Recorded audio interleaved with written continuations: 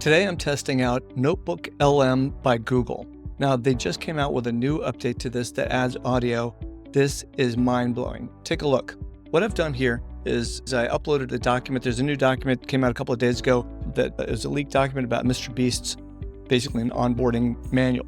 And in it, he describes how he actually creates videos and key elements in the videos. So I uploaded the document. It's a 36-page PDF file.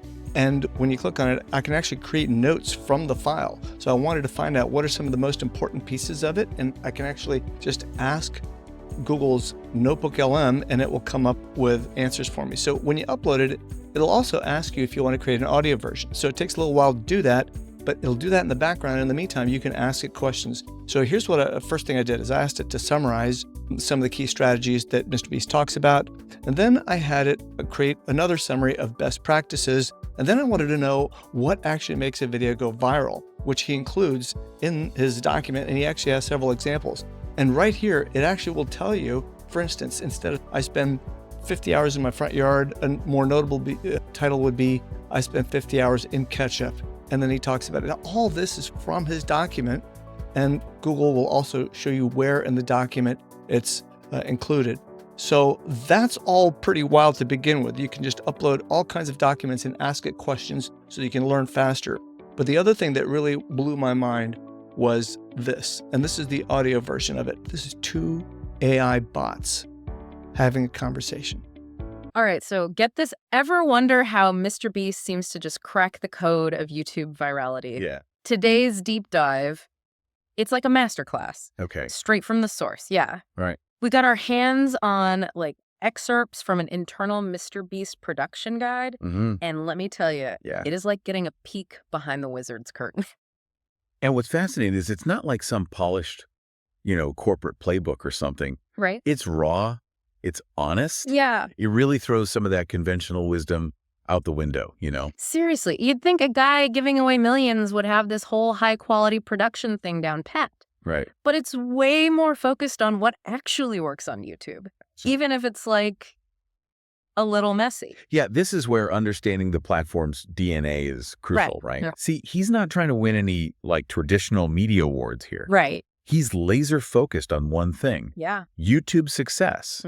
And that means playing by YouTube's rules. Which makes sense because you wouldn't use a basketball playbook for a soccer game. Exactly. You got to know the field. And for YouTube, that's clicks, watch time, all those things that make the algorithm happy. And that brings us to one of the first big surprises, honestly, from this guide. Okay. MrBeast. He is obsessed with something called click-through rate. Okay. Or CTR. CTR, got it. Basically how enticing your video's title and thumbnail are, especially to viewers who are scrolling through a sea of content. What? Right? Yeah, I saw that part. He had this whole thing about how even a tiny tweak can make a huge difference in how many people click. Like, I spent 50 hours in my front yard versus I spent 50 hours braiding ketchup. Right. Both could be wild videos, but which one makes you stop and stare? Exactly. And the ketchup one, that's instantly more clickable, right? Yeah. More visually intriguing. Yeah. And that's before you even get to the title itself. Right. He talks about how important it is to really juice it up with the right phrasing. Okay. So instead of, I don't like bananas, it's like, bananas are the worst food on earth. Right. Way more extreme, way more likely to make someone stop scrolling. Exactly. Yeah. And that's what it's all about, grabbing attention in those crucial first few seconds. Because if people don't click, they don't watch. Simple as that, but here's the thing that really blew my mind. Yeah. He doesn't care how many hours you work. It's in the guide, plain as day. The amount of time you put in is totally irrelevant to him. Wow. It's about efficiency, Okay. making smart decisions under pressure. Right. It's about results. So it's not about pulling all-nighters? Nope. It's about working smarter, not harder. Precisely. Okay. And this emphasis on efficiency ties into his obsession with what he calls A players. Oh, yeah, he's serious about that. Oh, yeah. He is looking for the best of the best. Absolutely. Those people who are, obsessed, coachable, constantly learning from their mistakes. And he's very upfront about it. Right. There's a line in the guide that says, A players are obsessive, learn from mistakes, coachable, intelligent, don't make excuses, believe in YouTube, see the value of this company, and are the best in the goddamn world at their job. Wow. Yeah. He doesn't mince words, does he? No, he doesn't. So he's clearly built a team that thrives in this like high pressure, results driven environment. For sure. But there's also a flip side to that, right? Yeah.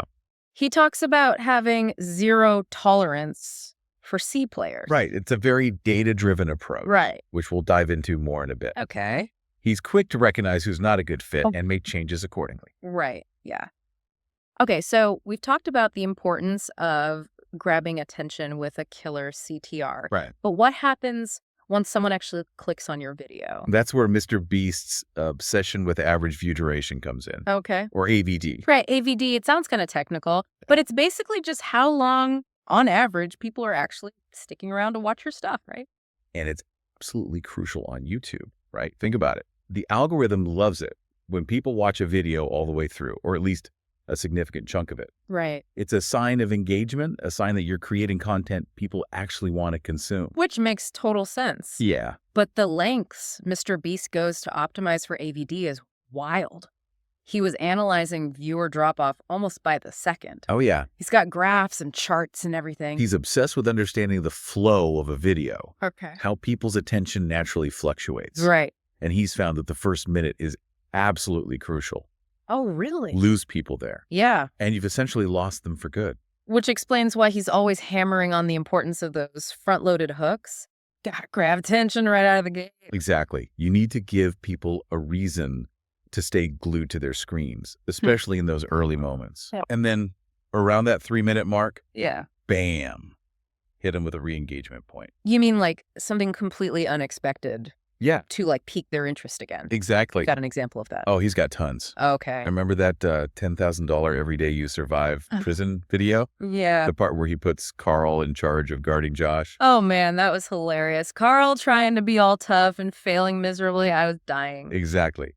It's a moment that's both unexpected and hilarious, perfectly timed to recapture anyone who might be drifting off. Yeah. And that's the genius of it. Right.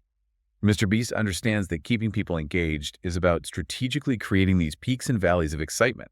It's like he's playing 4D chess with our attention spans. He even said that back half content isn't as critical for retention, which is kind of wild when you think about it. Right. You'd think every second would matter equally. Right. But he understands that strategically distributing those high engagement moments throughout a video actually keeps people hooked for longer overall. So we've got CTR to get people in the door. Right. We got AVG to keep them glued to their screens. Keep them engaged. And then there's this whole other level he talks about, Yeah. the wow factor. This is where MrBeast goes beyond just data and algorithms Okay. and taps into something more intangible. Right. Something truly unique to his brand. It's like, yeah, anyone can do 100 days in a circle video, Right. but only MrBeast is going to airlift a whole house in with a crane 30 seconds in. Precisely. Mm-hmm. It's about creating a spectacle, a sense of anything can happen, energy that you just can't replicate with better cameras or snappier editing. And that, my friends, is how you build a brand that stands out from the crowd. Absolutely. It's about pushing the boundaries, Flashing the boundaries. taking risks, and giving people something they've never seen before. And he owns it completely. Has he ever? He even says in the guide, anytime we do something that no other creator can do that separates us in their mind and makes our videos more special to them, you can't track the wow factor, but I can describe it.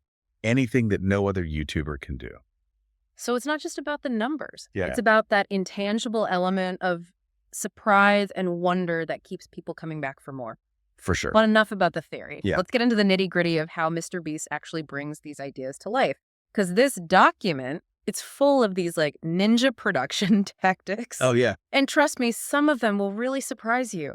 This document, man, it's like a masterclass in unconventional thinking. For example, right?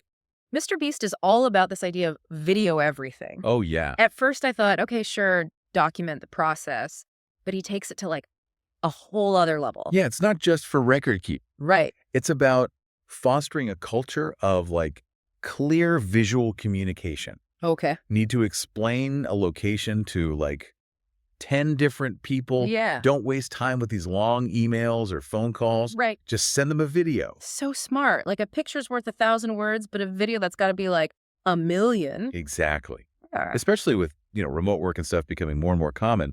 This kind of asynchronous visual communication can be a game changer for teams.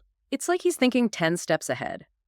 And speaking of thinking ahead, this next one kind of blew my mind.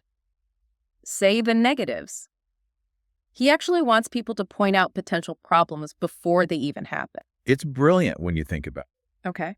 Instead of sugarcoating things, he encourages this, like radical honesty Right. that forces everyone to think critically and, proactively problem solve. So it's like instead of saying, yeah, this location is perfect, you're saying, okay, but here's why this might be a terrible idea. Exactly. Later. And that leads to better solutions, stronger plans, ultimately a more efficient and effective production process. Which brings us to my personal favorite. It's your fault, track the contractor. Sounds kind of harsh, right? Yeah. But then you realize it's all about taking extreme ownership, And he's not afraid to delegate. Right. But he also understands that accountability lies with the person who's ultimately responsible for the project. Yeah. It's a no excuses mentality, and it applies to everyone, including himself. It's actually quite refreshing, to see that. And this no-nonsense approach extends to his views on money, too.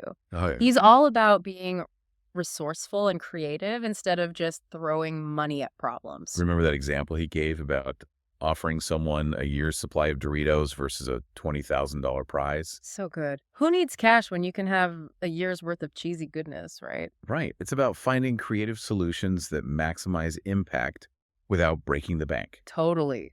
And that ties into another one of his core principles.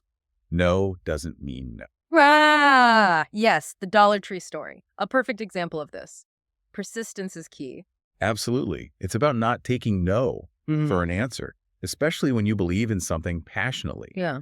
And sometimes that persistence pays off in a big way, like when Mr. Beast convinced that Dollar Tree employee to let him buy a single dollar for $10,000. Genius.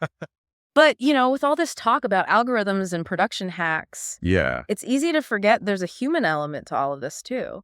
absolutely. And that's actually one of the things that surprised me most about this guide. It reveals a side of Mr. Beast that you don't always see in his videos. Right. He talks about the importance of treating people with respect, even the contestants who are like random people off the street. Right. And he encourages the boys to be their authentic, goofy selves on camera, which, let's be honest, is a big part of their charm. Totally. He even admits that he doesn't always have all the answers. It's true. He actually encourages his team to come to him with well thought out solutions, not just problems. Right. And remember that example he gave about the Lamborghini? Oh, yeah. Instead of asking what kind of car to get, Right. he wants them to come to him with options. Yeah. Pros, cons, the whole 9 yards. It's about respecting his time, but it's also about empowering his team to be proactive and think critically. Exactly. It's like he's saying, I trust you to figure it out, just don't waste my time, which is actually a great leadership lesson for anyone. But perhaps the most unexpected takeaway from this whole thing is the emphasis on information diet. Ah, yes, the Chris Tyson cartoon principle. Exactly. Who knew that Chris's love for cartoons was actually a strategic advantage? It all comes down to the idea that you can't create compelling content in a vacuum. Right. What you consume influences your output. It makes you wonder, what are we all feeding our minds? Right. And how is that shaping the work we do, the stories we tell, the connections we make? It's a powerful thought to end on. We spent this whole deep dive dissecting Mr. Beast's process, his strategies, his secrets. But ultimately, I think the biggest takeaway is this. Even at the top of his game, he's constantly seeking new knowledge, new inspiration, new ways to grow. If Mr. Beast, with all his success, is still this hungry to learn, what does that say about the rest of us? That's a really good question, and one that I think we could all benefit from asking ourselves. So what are you waiting for? Go out there and discover something new today. You never know where that next bit of inspiration might come from. Mind-blowing.